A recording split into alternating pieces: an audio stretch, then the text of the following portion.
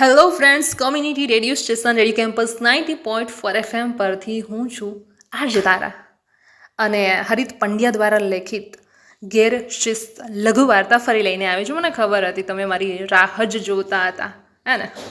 તો ચાલો એક નજર વાર્તા તરફ કરીએ. પંચાલ સાહેબે વર્ગમાં પ્રવેશ્ય અન્ય વર્ગમાં આગલા 2 તાસમાં શીખવેલા ટોપિક બોર્ડ પર લખ્યા. નિબંધ લેખન વર્ષા ઋતુ. પછી વર્ષા ઋતુની આછી પાતળી ચર્ચા કરી.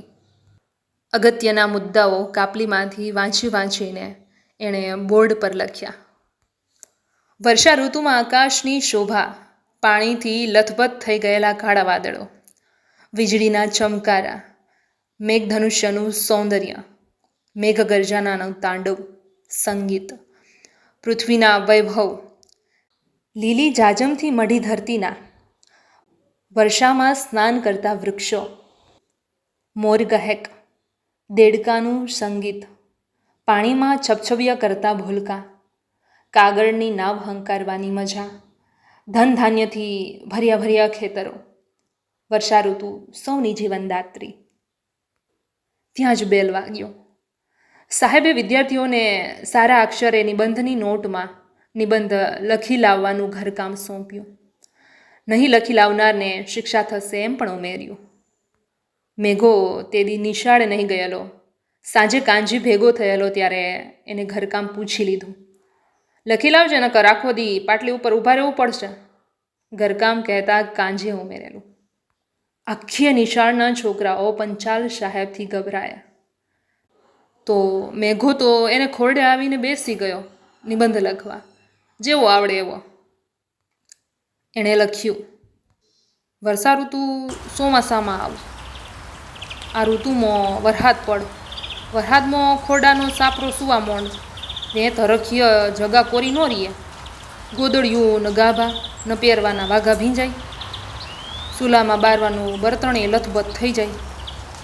ઘાસલેટનો આખો શીશો લાકડો પર ઊંધો વારી દે તોય ચૂલો ન જળ. વરસાદમાં તો મોણ હોય ભીંજાય. ઈમો કોક તાવે જલાયું તો જટ હાજોય ન થાય. રાઢિયો હોય ને તો ઓઢવામાં તો ભીનું ગોદડિયું હોય. પછી તાવ હેનો તૂટ ભામોય બરોબરનો કિસળ થયો હોય તે ડાક્ટરે દર્દીને જોવા ઘેરાવાની ના ભણી દે. ને ઓમ કોઈ ઉકલી ગયું તો આફતનો પાર નહીં. ભૂખલકડી દે પરે 10 કળશી લાકડો સીંચ્યો હોય તે હાડકું ઓગરે નહીં.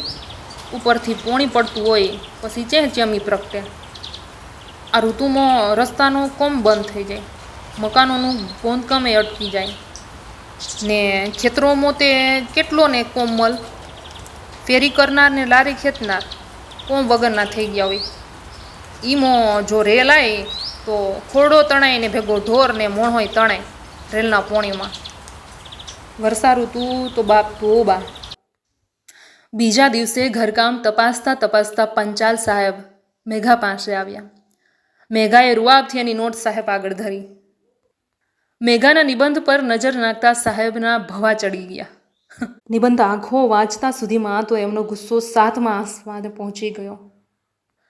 એમણે શીખવ્યું હતું એનાથી સાવ ઉલટું જ મેઘો લખી લાવ્યો હતો.